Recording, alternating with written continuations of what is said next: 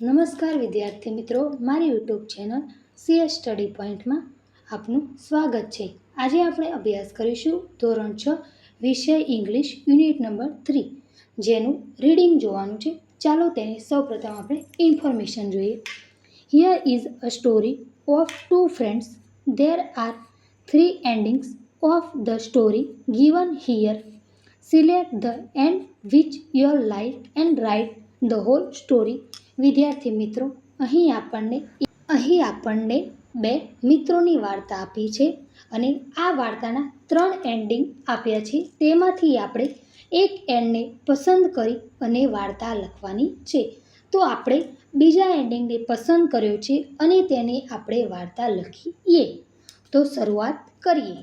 Once upon a time in a small village. એક વખતની વાત છે એક નાનકડા ગામની.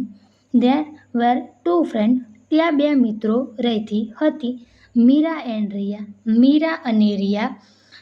They had grown up together, attending the same primary school, playing in the same dusty playground and sharing the same dreams. તેઓ સાથે મોટા થયા અને પ્રાઇમરી સ્કૂલ પણ પૂર્ણ કરી. ધૂળવાળા મેદાનમાં સાથે રમતા અને બંનેના સપના પણ સરખા હતા. But their lives were very different. પણ બંનેનું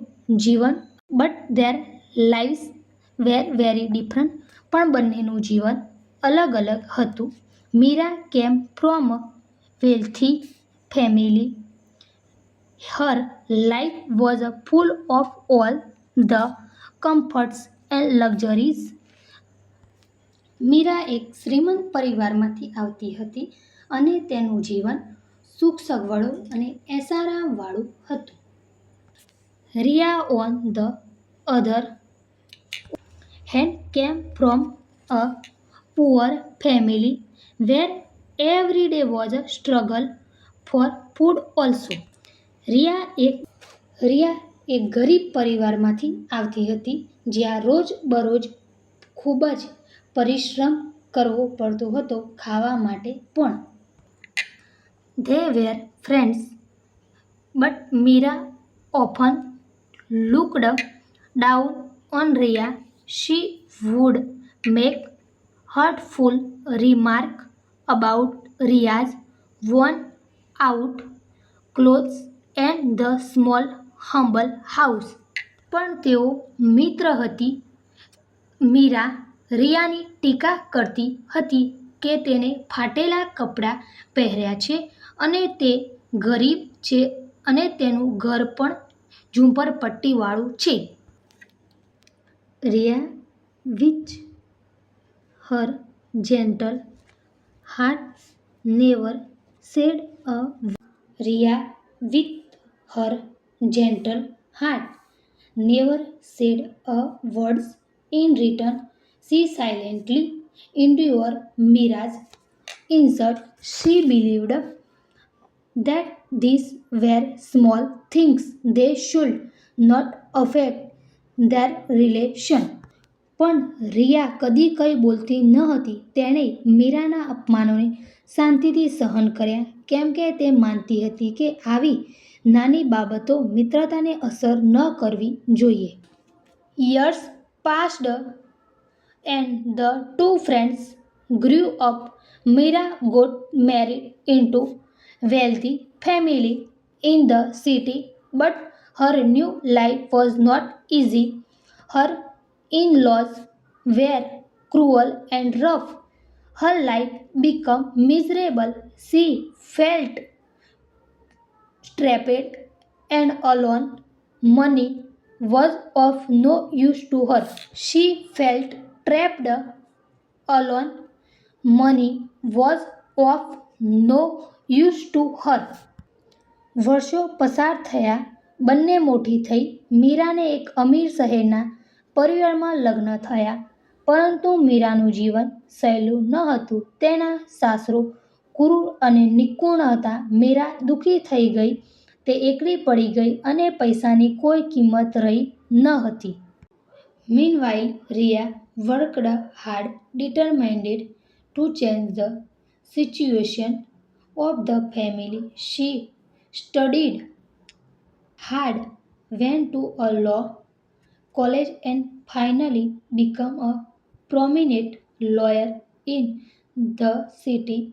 Her reputation as a brilliant lawyer spread spread quickly. She had lots of money now. બીજી તરફ રિયા મહેનત કરીને પરિવારની સ્થિતિ સુધારવા લાગી. તેણે અભ્યાસ કર્યો, કાયદાની ડિગ્રી મેળવી અને શહેરની જાણીતી વકીલ બની ગઈ. તેનું નામ અને પૈસા બંને થયા. One day, while working in her office, Ria received a call from an old acquaintance. It was Mira, the once proud and haughty girl was not broken, pleading for help. Her voice vibrated and she explained her situation. She requested Ria to help her. એક દિવસ રિયા ઓફિસમાં હતી અને મીરાનો call આવ્યો. હવે જૂની અહંકારી મીરા તૂટી ગઈ હતી. તે રિયાને મદદ માટે વિનંતી કરી રહી હતી. Without a moment's wait, Ria agreed. She held no grudge against Mira. She remembers the bond, playing and laughing together. Ria took up Mira's case and fought to protect her rights. રિયાએ એક ક્ષણ પણ વિલંબ કર્યા વિના સહમતિ આપી અને મીરાની વિરુદ્ધ કોઈ ગુસ્સો રાખ્યો ન હતો.